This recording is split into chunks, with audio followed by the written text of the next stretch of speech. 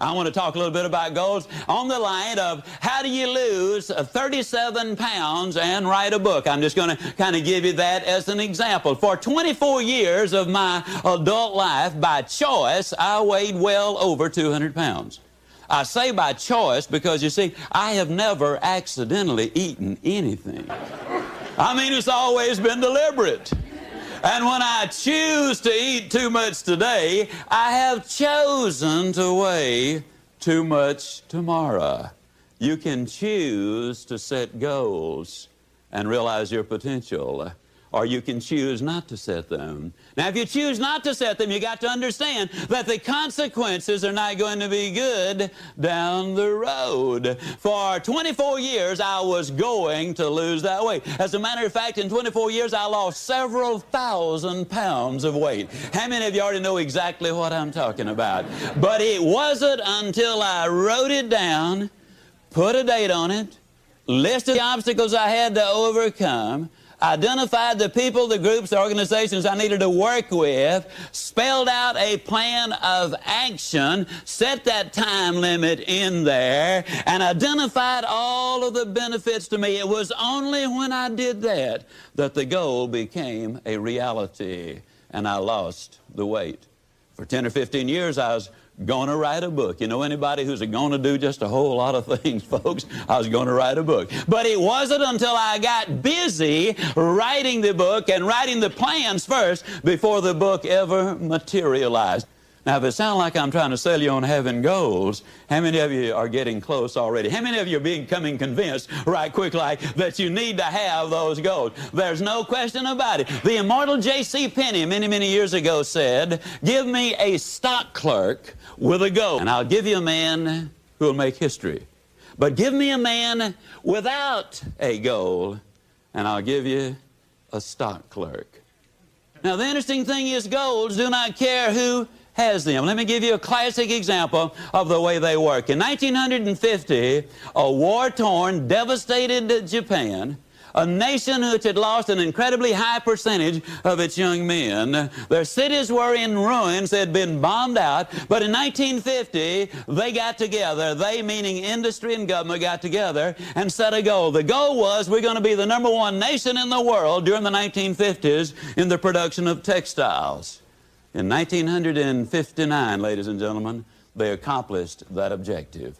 In 1960, they set another goal. We're going to be the #1 nation in the world in the production of steel. Now, when you understand there's no iron ore in Japan of any significance, there's no coal of any significance there, we're going to be the #1 nation in the world in the production of steel, it seemed like an absurd goal, and yet they reached their objectives. They had taken all of the steps. In 1970, the Japanese set another goal. They said during the 70s, we'll be the #1 nation in the world in the production of automobiles.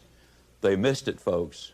1 year. It took them until 1980. In 1980, they set another goal, and this time their goal was, we're going to be the #1 nation in the world in the production of computers and electronics. Yes, indeed, ladies and gentlemen, you absolutely must have those goals. You got to write them down. You got to put a date on it. You got to identify those obstacles. You've got to identify the people, the groups you need to work with. You got to find out what it is you need to know. You got to develop a plan of action, and you got to write it down. What's in it for me? Now, that's a formula that I have just given you, pure and simple. Now, if I were to ask you what 3 times 3 was, there is a person here who could not instantly answer it. But if I were to ask you what is 5,128 times 2,165, odds are enormous that very few of you could pop out the answer that quickly. But if I were to say to you, get your pencil and paper out, figure it out, then all of you could figure it out. Why? You know the formula. Now, you see, if you know the formula, it really doesn't make any difference, ladies and gentlemen, what the goal really is. When I started to write the book, I took precisely the same steps that I'm talking about. I wrote down the objective. I wrote down the time I completed or expected to complete the book. I identified the obstacles there. And yes, I know this is repetitious. It's the mother of learning. I wrote out and identified the people, the groups, the organizations I needed to work with. I devised a plan of action to do it. I spelled out what I needed to know, and I wrote it all down, what's in it for me. You see, the basic problem is most people, when they're working on their job, they get to thinking, you know, I really ought to be spending time at home with my family. And then when they're at home with their family, they get to thinking, you really ought to be out there working for my family. And so when they're out there working for their family, their mind is back home. And when they're back home, their mind is back out there in the field. And then they tell everybody, well, I don't ever have time to do anything. No wonder you're always traveling. You see, the basic problem is not lack of time, it is lack of direction. We all have exactly the same amount of time, whether we're a millionaire or a pauper. All of us have 24 hours every single day. The truth is, ladies and gentlemen, we must have goals if we're going to do anything. Goals do a lot of things. For example, they enable you to chase the blues away. I've never known anybody who was truly depressed who had specific and long-range goals. And what goals do is they create activity. And you see, activity, as you work towards reaching them, creates the very excitement which you need in order to accomplish or reach your objectives. The psychologists put it this way: logic will not change an emotion, but action will. And as you get busy working towards these dreams of yours, and yes, you absolutely must have your dreams, ladies and gentlemen, and what we're going to do is look at the ways you build a foundation underneath those dreams. Several years ago, they did an experiment with a number of college students. And in this particular experiment, they let them go to sleep, and they hooked these brain machines up to them. With these brain machines, they could determine precisely within a matter of seconds when the student went to sleep. Then they could tell when that student started to dream. And as the student would start to dream, they would awaken him or her.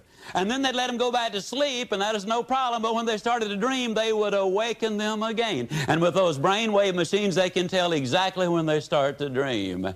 At the end of one night of this kind of treatment, many of the students were nervous and fidgety. At the end of 2 nights of this kind of treatment, where they had a reasonable amount of sleep, but no dreaming, they became very irritable and very short and very cross. At the end of just 3 nights of a reasonable amount of sleep, but no dreaming, they could tell that some of them were headed for some psychological difficulties. And so what they did was they aborted the experiment. Now, about 24 hours later, most of the students were back to normal. Within a week, all of them had returned 100%. But the experiment proved something very conclusively, and that's this: when you're asleep, ladies and gentlemen, you need your dreams.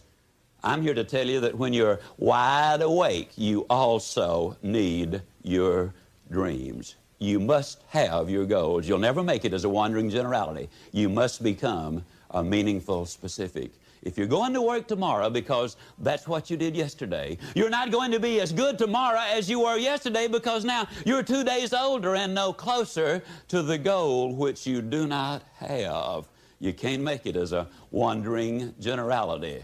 Most people understand you got to become a meaningful specific. It reminds me of an experiment done some little while ago by Jean-Henri Fabre, the great French naturalist. He took a number of processionary caterpillars, so named because they follow each other in a procession, and he lined them around a flower pot until they formed a never-ending circle. And they started going round and round 24 hours that first day, and then they went the next day and the next, and by about the third or the fourth day, he put some pine needles into the center of that.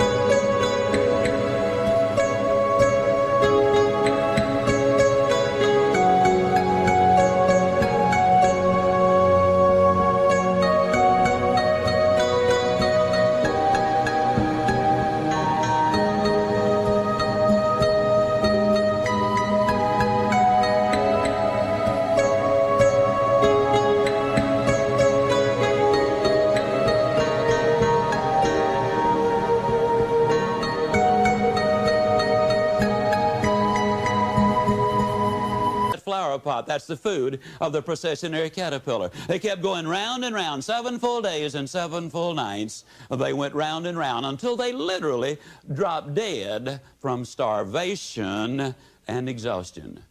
With an abundance of food less than 6 inches away, they had starved to death because they confused activity with accomplishment. You've got some friends that are in the same shape. They're busy, busy all the time. They're going, going, going, going, and they're here and they're there and they're somewhere else. But they never really accomplish anything because they don't have those specific, clearly identifiable objectives. You gotta have those goals. Here's the next one. Look around. You might have overlooked some people that need to be recognized. You might have overlooked some talent that you could be using to help in the training and conduct meetings. Don't miss some of the gifts that are close by you. Look around and say, who's doing a good job that maybe I've missed this last year? Look around and see if there aren't some people who need to be lifted up, who need your inspiration, who need your presence, who need your time. Here's the next one. Look down to the work. Look down to the soil that's ready for the seeds of opportunity that you will share by your voice and your invitation and your language and your meetings, your presentation. Look down to the work that your hands can work miracles. Look down to the task and see if there aren't some things you might have missed this past year you can pick up on this year and work miracles for yourself, for your future, for your organization. Here's the next one. It's a word of caution. Look out for the enemy that's on the outside as well as the enemy that's on the inside. Look out for your own thoughts that might deceive you, saying you're too short, you're too tall, you're too old, you've never done it before. What makes you think you can do it now? Look out for the temptation. I've told the story and it bears repeating. An ancient story that said there were 2 nice people. This is not a story of one bad person and one good person. The storyteller says this is a story of 2 nice people. However, and I want you to underline the word however, because that's the drama of life. However, one built his house on the rock and the other built his house on the sand. And sure enough, the storms came as they always do, and the one that built his house on the rock was saved.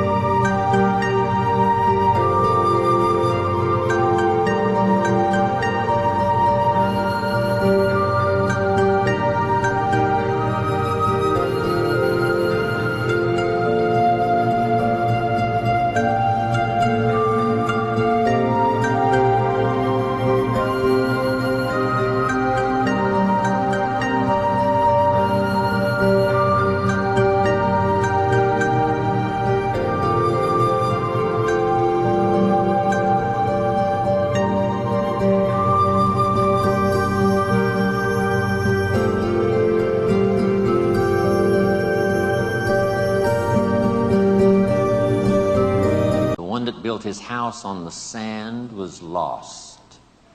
Here's what it means. Nice people can make careless decisions. Nice people can make foolish decisions. None of us are above temptation. That's why the great prayer says, lead us around temptation. Hopefully deliver us from the evil. Tempted to cross the line. A customer shows up across the street from where you live, and it's so easy to say, rather than being taken care of by someone who lives so far away, I can take care of you because I live just across the street. Don't listen to the tempter. Stay on track. Build on the rock. Look out for your own mind that would tell you your dreams can't come true. Look out for your own thoughts that would tell you that it's not going to work that well for you. Look out for that. Here's the next one. Look inside. Some of you have just started to develop your talents and your skills and your abilities. Some of you have done enough to reach this level, to reach these tables, to be in this room. But I promise you, if you go home and take another look inside, here's the question to ask. What else could I develop of my mind and my spirit and my talents and my ability that would make me more valuable to myself, to my family, to my organization? What else could I do? How far could I reach inside for something I haven't found yet? Here's the next one. Look up to the God that made us all, to a higher power that's still within reach. Draw on that spiritual part of human existence and human life. It'll work miracles. Once in a while I get a letter. Guess what it says? Dear Mr. Rohn, while you travel the world, please remember, we pray for you. I thought, wow. That's what I felt at 39,000 feet. When I was a little weary and tired, somebody in South Africa was saying a prayer for Jim Rohn. All of that unseen miracle stuff that we all touch at times in our lives. I'm asking you to look up and draw on that experience, that comfort, that uniqueness that makes us who we are.